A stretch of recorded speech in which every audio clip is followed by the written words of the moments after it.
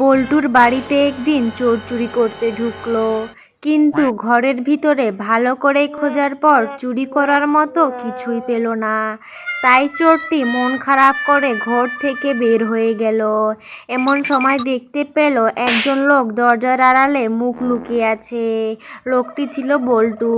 চোর তখন ভয়ে ভয়ে বল্টুকে জিজ্ঞেস করলো, কে আপনি? বল্টু বলল, আমি এ বাড়ির মালিক। চোর বলল, তো আপনি দরজার আড়ালে মুখ লুকাচ্ছেন কেন? বল্টু বলল, লজ্জায়। চোর বলল, আপনার আবার কিসের লজ্জা? চুরি তো আমি করতে আসছি। বল্টু বলল, চুরি করতে এসে এত খোঁজার পরও বাড়িতে চুরি করার মতো কিছুই পেলেন না, তাই লজ্জায় আপনাকে মুখ দেখাতে পারতেছি না। কথা শুনে চোর নিজেও লজ্জা পেয়ে গেল, কারণ এই প্রথম সে চুরি করতে এসেও কিছু পায়নি।